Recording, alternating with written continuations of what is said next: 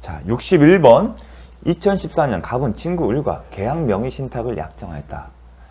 과거에는 이제 계약 명의 신탁 이렇게 표현을 써놓고 그 법적인 효과를 물어봤습니다. 지금 어떻게죠? 이게 계약 명의 신탁인지 3자간 명의 신탁인지 말을 하지 않습니다. 사례를 놓고 이게 뭔지를 파악한 다음에 그에 따른 법률 효과를 묻고 있습니다. 자, 뭐가 나오면 이제 우리가 알고 있는 기본 지식들을 딱 떠올리셔야 합니다. 그 사실을 알고 있는 병이 매도인이에요. 악의의 매도인이 악인 경우 어떻게 된다? 수탁자 앞인 을 앞으로 수탁자인 을 앞으로 등기가 격려되어도 등기 효력이 있다 없다? 없다. 그걸 딱 떠올리시고 그 경우에는 매매 계약은 어떻게 된다? 무효다. 좀 더 심화학습하게 되면 왜냐하면 매도인이 악인 경우에는 부동산 신명법에 따라서 수탁자 앞으로 명의 수탁자 앞으로 등기를 할 수 없기 때문에 매매 계약 자체는 무효가 됩니다. 그걸 떠올리셔야 합니다. 을과의 매매계에 따라 을 명의로 소유권을 이전했다. 하지만 등기 효력은 없다. 딱 떠올리셔야죠. 다음 설명 중 옳은 것은 1번 을은 명의 수탁자는 비록 소유권 이전 등기를 격려했지만 부동산 신명법에 따라 등기 효력이 없기 때문에 소유권을 취득한다 못한다? 못한다. 그래서 틀린 거다. 갑은 명의 신탁자는 누구에 대해서? 매도인에 대해서 토지에 대한 소유권 이전 등기를 청구할 수 있다 없다? 그러니까 매도인에 대해서 뭘 할 수 있냐? 하려면 뭐죠? 매도인에 대해서 소유권 이전 등기 청구하려면 근거가 있어야죠. 그 근거 뭐예요? 매매계약이에요. 근데 이 계약 명의 신탁에서 매매계약 당사자는 누구예요? 명의 신탁자가 아니라 누구죠? 명의 순탁자이기 때문에 그 얘기는 매도인과 명의 신탁자 사이는 아무런 관계가 없기 때문에 소유권 이전 등기 청구를 할 수 있다 없다? 없다. 그러면 소유권 이전 등기를 할 수 있다는 표현이 어느 경우에 맞을까요? 계약 명의 신탁이 아닌 3자간 명의 신탁이죠. 그 경우에는 매매계약 당사자가 누구죠? 명의 신탁자이기 때문에. 자, 3번. 을이 X토지의 소유권 이전 등기를 말소하지 않더라도 병은 매도인은 을의 매매대금 반환 청구를 거절할 수 없다? 어려운 질문이에요. 뭘 알았냐면, 자, 갑에서. 자, 먼저 매매계약이 매도인이죠. 그 다음에 매수인 누구예요? 명의 수탁자예요. 매매계약을 체결했고요. 급부의 이행이 이루어졌어요. 매매계약에 따라 을은 뭘 했죠? 매매대금을 지급했고 반대로 을은 뭘 했죠? 소유권 이전 등기를 했어요. 급부의 이행이 이루어졌어요. 그런데 이 매매계약이 어떻게 됐다? 악의인 관계로 소유권 이전을 넘길 수 없기 때문에 무효가 된 거예요. 무효가 나면 받은 것을로 돌려준다. 돌려준다고 했죠? 그러면 뭘 돌려줘? 병은 을에게 받은 매매대금을 돌려주는 거고요. 그럼 을은 병으로부터 소유권 이전이니까 소유권 이전 등기를 넘겨주는 겁니다. 말소를 시켜준 거예요. 그런데 둘의 관계는 뭐다? 동시행 관계예요. 따라서 을이 병에게 소유권 이전 등기를 말소하지 않았으면 동시행 관계에 있는 매매대금도 반환을 거절할 수 있다 없다? 있다. 그걸 묻는 겁니다. 상당히 어려운 질문입니다. 그러니까 동시행 관계에 있다는 것을 무효이기 때문에 받은 급부를 서로 반환할 의무가 있고 그 급부 반환 의무는 서로 동시행 관계이기 때문에 상대방이 자신의 채무를 이행하지 않으면 자신의 채무 이행을 거절할 수 있는 동시행 항변권을 행사할 수 있다. 그걸 묻는 겁니다. 을이 X토지를 정 제3자에게 매도하며 소유권 이전 등기를 해준 경우 정은 명의 수탁자가 제3자에게 넘겨줬어요. 그러면 제3자의 선악을 불문하고 뭐한다? 소유권을 취득합니다. 그럼 제3자가 소유권을 취득하면 어떤 일이죠? 반사적으로 매도인은. 자, 을에 있는 상태에서는 자, 무슨 얘기냐면 병, 그 다음에 명의 수탁자인 을이에요. 하지만 을의 등기는 효력이 없어요. 효력이 없기 때문에 법률상 소유자예요. 여전히 매도인이. 이러한 상태에서 근데 이 상태에서 을이 정에게 매매를 했어요. 그러면 정의 선이냐 악이냐 묻지 않고 제3자는 소유권을 취득해요. 그럼 이 사람이 소유자가 되면 이 사람은 더 이상 소유자가 아니다. 이걸 기억하셔야 합니다. 자, 을이 X토지를 선의 정에게 매도하여 소유권을 이전 등기를 해준 경우 을의 행위는 병의 소유권의 침해 행위가 아니다. 침해 행위다. 무슨 얘기냐면 자, 상당히 어려운 내용인데 좀 설명을 잠깐 하겠습니다. 계속해서 병, 을, 정. 자, 이 사람이 처음에는 등기가 돼 있지만 소유권 이전 등기가 돼 있지만 등기 효력이 없기 때문에 법률상 소유자예요. 그러면 을은 병에게 소유권 이전 등기 말소에 협력할 의무가 있어요. 그런데 이 사람이 뭘 했어요? 정에게 매매를 했어요. 그 결과 이 사람이 선이 악이 불문하고 소유권을 취득해요. 그 결과 뭐가 되죠? 이 사람은 소유권을 잃어버려요. 그렇게 되죠. 근데 그 결과 을의 행위로 소유권이 잃어버리잖아요. 소유권이 침해가 되는 겁니다. 그 얘기를 묻는 겁니다. 을의 행위로 정이 소유권을 취득하고 반사적으로 그 결과 이 사람이 소유권을 잃어버리기 때문에 을의 행위는 소유권을 침해 행위가 아니라가 아니라 소유권의 침해 행위의 침해 행위다. 그렇습니다. 상당히 어려운 문제입니다. 다음. 이제 하나 더 강조를 하게 되면 좀 욕심을 내면 그냥 아직까지 출제된 바는 없지만 이렇게 됐잖아요. 을이 등기 효력이 없어서 소유자가 아니에요. 그렇죠? 그렇게 되면 법률상 소유자 이 사람이었어요. 그런데 을이 처분을 했어요. 원칙적으로는 소유자가 아닌 사람이 등기를 넘기면 제가 뭐라고 했죠? 등기 취득 못하는데 뭐에 따라서? 부동산 신명법에 따라서 이 사람이 소유권을 취득해요. 그 결과 이 사람은 소유권을 잃어버리죠. 그래서 을의 행위로 소유권을 잃어버리기 때문에 을의 행위는 소유권 침해가 되죠. 그럼 권리를 침해한다. 침해하니까 그럼 뭘 생각하냐면 불법 행위는. 그러면 병은 을을 상대로 자신의 소유권을 침해한 을을 상대로 불법 행위를 위해서 손해배상을 청구할 수 있는 것을 아니까 그게 쟁점이 됩니다. 직관적으로 될 것 같아요. 소유권 내 권리를 침해했잖아요. 그런데 여기서 쟁점이 뭐냐면 과연 이 사람한테 뭐가 손해지? 소유권 침해? 소유권 침해당해서 그 손해 아닙니까? 맞아요. 그런데 우리가 살펴볼 게 있습니다. 왜냐하면 이 사람은 그냥 침해당한 게 아니라 매매계약을 했어요. 그리고 뭘 했어요? 매매대금을 수령했잖아요. 비록 소유권 침해했지만 이 사람은 매매계약을 통해 소유권 넘겨줄 의사가 있었어요. 그래서 매매대금을 갖고 있어요.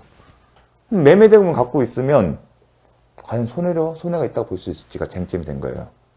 그럼 질문이 있죠. 아니 계약이 무효가 됐잖아요. 그러면 반환할 문제가 있는 거 아닙니까? 반환하게 되면 가능성이 있으면 손해가 발생한 거 아닙니까? 왜냐면 매매대금을 돌려줘야 하니까. 그런데 이 매매대금을 반환을 요구할 사람이 누구예요? 을이죠. 매매대금 돌려줘야 할 사람은 뭐예요? 매매계약의 당사자였던 을이 한 거죠. 이 돈을 준 사람은 을이기 때문에. 그럼 을이 병에게 얘기했죠. 야 계약 무효니까 돌려줘. 그러면 매도인은 무슨 얘기였어요? 야 그럼 네가 돈 받아가려면 소유권 넘겨줘 말소해줘. 할 수 있습니까? 못합니까? 정에게 넘어가서 못하잖아요. 그러니까 을이 병에게 매매대금 돌려달라는 얘기 하더라도 거절할 수 있잖아요. 반대로 명의신탁자가 이 돈은 계약 명의신탁에서 돈은 을이 자신의 돈을 낸 게 아니라 명의신탁자가 내겠죠. 그럼 명의신탁자가 병에게 돈 달라는 얘기 할 수 있습니까? 없죠. 왜냐하면 어떠한 관계도 없잖아요. 그 결과 병은 소유권을 상실하지만 여전히 매매대금을 갖고 있어요. 그 얘기는 만약에 병이 소유권을 회복했다면 매매대금 돌려줘야 하거든요. 그게 그래서 손해가 있다 없다. 그래서 손해는 없다. 그래서 매매대금을 수령한 매도인의 소유권을 침해하는 불법 행위가 되는지 불법 행위는 침해하는 행위가 된다. 하지만 손해가 발생했다고 볼 수 있는지 여부 원칙적 소구 발생했다고 볼 수 없다. 그럼 문제 내기 좋겠죠. 근데 아직까지는 여기까지는 출제가 안 되지만 참고 삼아 알았으면 좋겠습니다. 자, 62번 유치권과 동시 이해 항변권에 관한 설명으로 옳은 것을 모두 골라주세요. 유치권과 동시 이해 항변권은 점유를 성립 요건으로 한다? 유치권은 점유를 성립 요건으로 하지만 동시 항변권은 그렇지 않죠. 자, 동시 항변권 생각해 매매계약에서 소유권 이전 등기 의무와 건물을 인도할 의무와 그리고 반대에 있는 매수인의 매도에 대한 매매된 징후는 동시에 관계 있다. 자, 점유를 요건을 따집니까? 안 따지겠습니까? 자, 니은번 유치권은 목적물에 관하여 생긴 채권의 담보를 목적한다. 맞죠? 결연관계라는 표현을 쓰죠. 디귿번 유치권과 동시항변권은 동시에 서로 병존할 수 있다. 둘 다 성립해서 둘 중 하나를 선택할 수 있다는 겁니다. 맞는 얘기입니다. 유치권은 독립한 물건인 반면 동시항변권은 이행 거절권을 독립한 물건이다. 뭐라고 했죠? 법정 담보 물건. 담보 물건인데 법이 정한 담보 물건입니다. 동시항변권은 이행 거절 권능에 해당합니다. 이 차이점이 뭐냐면 따라서 유치권은 자 목적물의 소유자 있잖아요. 갑의 소유예요. 그리고 유치권자가 누구다? 을이라고 할게요. 근데 갑의 소유권이 병으로 바뀌더라도 여전히 유치권자인 을은 병에게 행사할 수 있다. 왜냐하면 유치권은 물권이기 때문에. 물권은 뭐죠? 절대적 효력, 대세적 누구한테서도 주장할 수 있다. 그게 물권이만이 반면에 동시항변권은 계약의 당사자 대해서만 할 수 있죠. 예외적으로 그 채권을 계약상의 지위를 인수하거나 그 동일성을 유지하면서 채권을 양수한 사람에게 대해서만 할 수 있지 기본적으로 계약의 당사자에 대해서만 할 수 있는 겁니다. 자, 그런 차이점이 있습니다. 자, 63번 갑은 을의 X토지에 대하여 가등기 담보권을 취득하였으나 을은 변제기에 채무를 이행하지 않고 있다. 다음 설명 중 틀린 것은? 자, 이 지문을 정확하지 않죠. 가등기 담보권을 취득했다 하더라도 가등기 담보법이 반드시 적용되는 건 아닙니다. 근데 63번 출제자는 가등기 담보법이 적용된다는 전제에서 문제를 낸 겁니다. 먼저 가등기 담보권자는 자신의 권리 실행 방법이 우리가 주로 뭘 배우죠? 기속청산을 배우지만 그거 위에도 뭐가 있죠? 경매를 청구할 수 있고 아니면 가등기 담보권자가 아닌 제3자가 다른 사람이 경매 절차를 진행시킬 때 그 절차에 참여해서 배당을 받을 수도 있습니다. 그걸 묻는 겁니다. 갑은 X토지의 경매를 가등기 담보권자는 경매 청구할 수 있다. 제3자가 경매로 X토지의 소유권을 취득한 경우 갑의 가등기 담보권은 소멸한다. 자, 가등기 담보법이 적용되는 가등기 담보권은 법정 담보 물권의 성격이 있는데 제가 뭐라고 했죠? 저당권자로 생각하다. 따라서 경매로 제3자가 소유권 취득하면 저당권은 다 소멸된다. 그 규정을 떠올리시면 됩니다. 3번 갑이 담보계약 따른 담보권 실행하여 X토지의 소유권을 취득하기 위해서는 청산 절차를 한다. 이게 뭐죠? 기속청산이잖아요. 그러려면 가등기 담보법이 정한 청산 절차를 거치 이후에 본등기를 해야만이 등기 효력이 있습니다. 만약에 청산 절차를 거치지 않고 본등기를 하더라도 효력이 있다 없다? 없다. 4번 X토지의 후순위 권리자는 청산 기간에 한정하여 그 피담보 채권의 변제기 도래 전이라도 X토지의 경매를 청구할 수 있다. 예컨대 가등기 담보권 설정 이후에 가등기 담보권을 또다시 설정받은 사람이나 아니면 뭐 저당권을 설정받은 사람들 중요하다고 했죠. 청산 기간 전에 다른 채권자의 강제 경매로 제3자가 청산 기간 전에 을의 다른 채권자가 강제 경매로 제3자가 X토지의 소유권을 취득한 경우에도 갑은 가등기에 대한 본등기를 청구할 수 있다. 중요합니다. 최근에는 출제가 되지는 않지만 중요합니다. 자, 목적물의 가등기 담보권자도 있고 아니면 다른 일반 채권자나 아니면 이미 저당권자들이 있었어요. 이 얘기는 뭐냐면 다른 가등기 담보권자가 아닌 다른 사람이 경매 절차를 진행시켰을 때 그 경매 절차와 상관없이 가등기 담보권자는 가등기 담보법이 정한 청산 절차를 거쳐서 본등기 청구를 할 수 있냐. 이 얘기는 가등기 담보법이 정한 기속청산과 민사집행법에 따른 강제경매의 그 우열관계를 어떻게 볼지 문제예요. 결국은. 그런데 가등기 담보법을 만들었던 당시의 입법자들은 민사집행법에 따른 집행 절차를 더 우위에 뒀습니다. 우위에 둔다는 얘기는 민사집행법 절차에 따라서 강제집행이나 임의경매 절차가 진행된다면 가등기 담보에 따른 기속청산은 못하게 막은 겁니다. 그걸 얘기합니다. 그게 법적이 뭐다? 담보 가등기를 마친 부동산에 대하여 강제 경매 등의 개시 결정이 있는 경우에 비교는 뭐냐면 그 경매 신청이 청산금을 지급하기 전에 행하여진 경우, 만약에 청산금이 없을 경우는 청산기간이 지나기 전에 신청이 이루어진 경우에는 가등기에 따른 본등기를 청구할 수 없다. 그런 의미입니다. 이게 민사집행법에 대한 경매를 우선주는 겁니다. 왜냐하면 기속청산에 따르게 되면 후순위 권리자나 보호에 미약해요. 민사집행법은 집행법원을 통해서 신뢰성을 확보할 수 있지만 기속청산 그렇지가 않아요. 예컨대 청산금 평가에서도 객관적 평가 않고 주관적 평가도 인정을 하잖아요. 그리고 청산금 누가 받아요? 가등기담보법에서는 채무자한테 다시 돌려주잖아요. 하지만 민사집행법에 따르면 채무자에게 돌려준 게 아니라 법원이 갖고 있고 그 배당을 하는 거지 않습니까? 배당제를 받지 않습니까? 그런 어떤 차이점들. 결국 민사집행법에 대한 경매를 우선하는 겁니다. 그거의 표현입니다. 다만 경매 신청 전에 경매 신청이 언제 이루어진다? 가등기 담보법에 따른 청산 절차가 진행돼서 아직 청산금을 지급하기 전이나 아니면 청산금이 없는 게 청산기간이 지나잖아요. 결국 이 얘기는 뭐예요? 가등기에 대한 본등기를 청구할 수 있는 시점이에요. 가등기에 본등기 청구할 수 있는 전이라면 그게 우선이 되는 거고 그에 따라 못한다. 그 얘기를 쓴 겁니다. 되게 중요한 내용입니다. 하지만 최근에는 내용이 나오지는 않습니다. 어려운 내용이었습니다. 저당권의 소멸 원인이 아닌 것은 목적물이 전부 멸시되면 소멸이 되겠죠. 대상이 없잖아요. 피담보 채권이 시효 완성으로 소멸한 경우, 그 다음에 경매로 해서 매각된 경우 다 소멸 사유입니다. 4번 지상권을 목적으로 제3자에게 저당권이 설정된 후 그 토지 소유자가 그 지상권을 취득한 경우. 어려운 질문이에요. 최근에는 이제 나오지는 않습니다. 뭘 아냐면 이 내용에서는 물권의 혼동이에요. 제가 채권의 혼동과 물권 혼동은 이미 개념을 설명했어요. 채권의 혼동은 뭐죠? 동일한 사람에게 채권과 채무가 기속되는 거예요. 어떤 경우였죠? 주택임대차 계약에서 임차인이 낙찰을 받은 경우에 임대인의 질이 승계한다.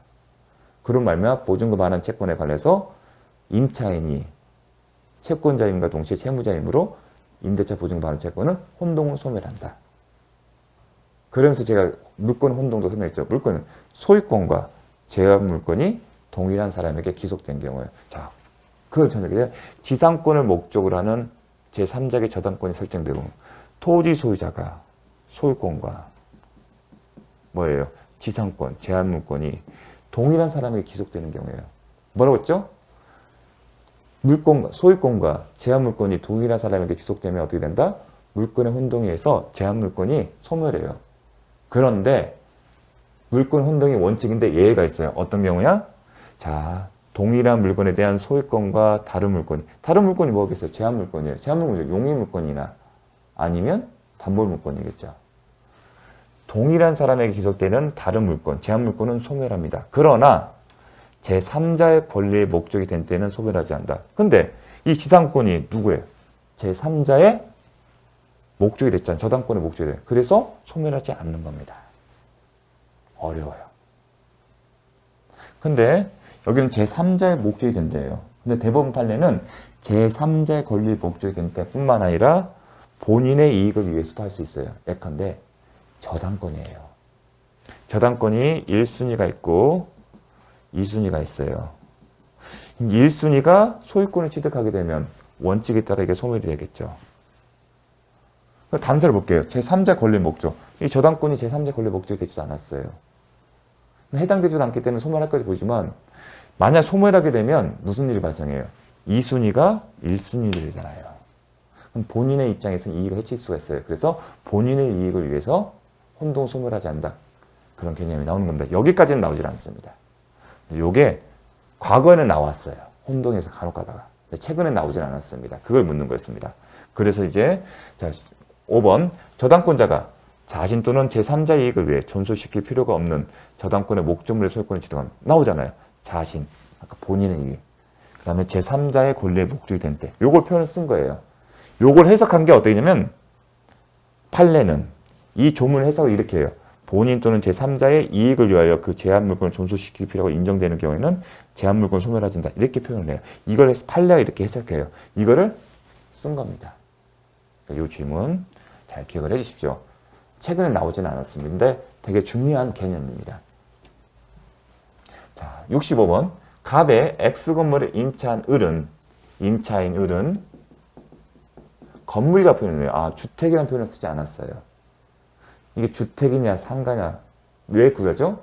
적용되는 법령이 다르죠. 주택이면 주택 임대차 보호법, 상가면 상가 건물 임대차 보호법을 떠올리셔야죠. 그냥이면 민법상 임대차 계약을 떠올리셔야 합니다. 임차인은 X 건물의 보존, 개량하기 위하여 병으로부터 건축자재를 외상으로 공급받아 수리를 완료했다. 병으로부터. 그 후 임대차가 종료했지만 수리비를 상환받지 못한 을은 X 건물을 점유했다. 이 을은 누구죠? 임차인이죠. 이 수리비, 필요비나 아니면 뭘까요? 유익비에 해당되죠. 결국은 비용이죠. 수리비이기 때문에 보존과 관련된 겁니다. 그럼 비용상환청구권을 기억하셔야 합니다. 비용 상환청구권을 기억하면 뭐가 있죠? 배제 특약이, 유치권 배제 특약엔 원소법그 특약이 없는 한 유치권 행사할 수 있다. 그걸 또르셔야 합니다. 다음 설명 중 틀린 것을 보겠습니다. 을이 병에게 애상대금을 지급하지 않으면 병은 X건물 유치권을 행사할 수 있다? 없어요. 지금 병은 누구예요? 병은 을에게 건축자재를 판매한 사람이에요. 지금 물품대금, 을에 대해서 물품대금 받지 못한 채권자를 부과하지 이 X 건물에 대한 이 목적물에 관해서 권리를 취득한 사람은 아닙니다. 되게 여러분들한테는 어려운 지문이었을 거예요. 이렇게까지 나오진 않아요. 을이 수선을 했잖아요. 즉 필요비를 지출한 거예요.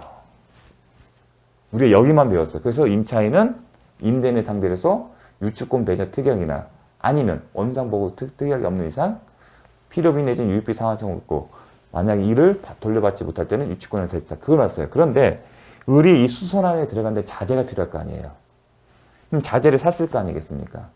근데 이 자재에 대한 대금을 납부하지 못한 이 병은 과연 뭘 갖고 있어? 이 사람은 물품대금 채권이에요.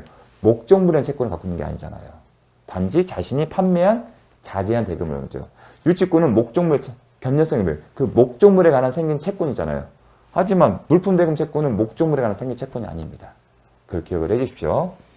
자, 이런 문제는 또 나올 수 있습니다. 을은 갑이 수리비를 상환할 때까지 유치권 행사했죠. 을은 할 수 있죠. 을은 갑의 승낙 없이 제3자에게 담보를 제공할 수 없다. 이거는 유치권자는 채무자, 소유자의 동의 없이는 담보로 제공할 수 없다. 그걸 묻는 겁니다. 을은 수리비를 상환받게 경매에서 유치권자는 경매를 청구할 수 있다. 다만 우선 변제적 효력은 없다. 5번. 만약 X건물을 갑으로부터 양수한 정의. 자, 소유자가 바뀐 거예요.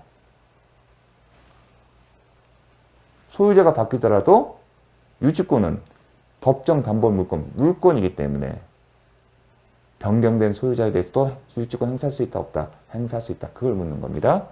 정의, 을에게 건물을 반환을 청구한 경우는 유치권을 대항할 수 있다. 왜냐하면 유치권은 물권이기 때문에. 물권이기 때문에 그런 겁니다.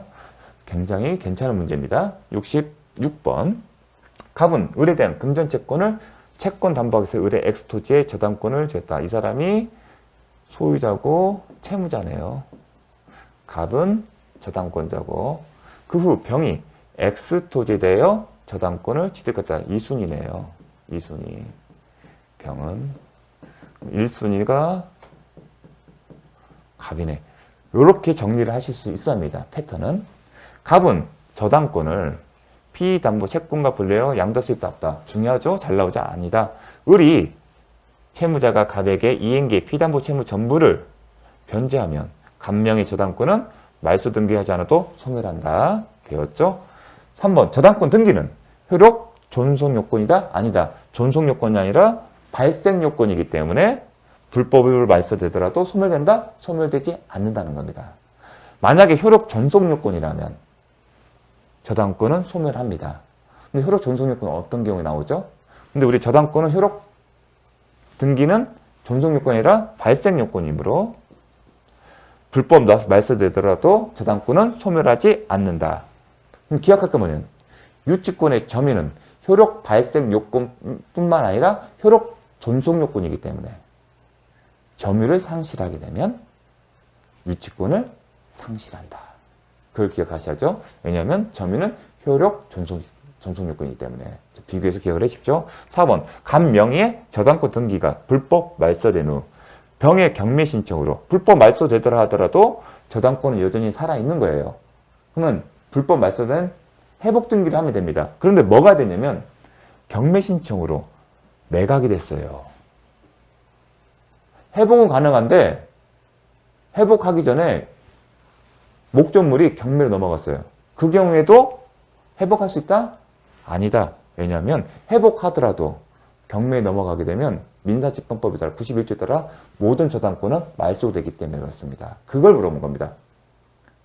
저당권은 경매를 모두 말소되기 때문에 회복 등기 할 수 없다. 회복할 수 있다 하더라도. 자, 그걸 기억해 주십시오. 이것도 잘 기억을 해 주십시오. 자주 나오는 거 아닙니다. 5번 간 명의의 저당권 등기가 무효인 경우 병의 저당권이 존재하더라도 무효인 등기예요. 그런데 병의 저당권이 있어요. 이순위 저당권이 존재하더라도 갑과 을은 간명의 저당권들을 다른 채권 담보를 해서 등기를 이용할 수 있다. 그러니까 무효인 등기의 유용. 그걸 봅니다. 무효인 등기도 유용할 수 있어요. 그런데 무효 등기 이용은 그 합의가 이루어지기 전에 등기상 이해관계 있는 3자. 여기는 병이 이순위. 병이 생기지 않는 경우에 하나지 만약에 무효 등기 이용을 합의하기 전에 이 지문처럼 이 기출문제처럼 병이라는 이해관계인이 존재하면 합의할 수 없다. 요게 과거엔 잘 나왔었는데 최근에 나오진 않습니다. 오히려 최근에 뭐가 나왔죠? 가등기와 관련해서 무효인 가등기 유용 합의하면 이 효력이 소급해서 발생합니까? 아니면 그때부터입니까? 그때부터 발생한다. 그 효력은. 그게 나왔었죠. 최근에는. 자, 67번. 자, 잠시 쉬었다 하도록 하겠습니다.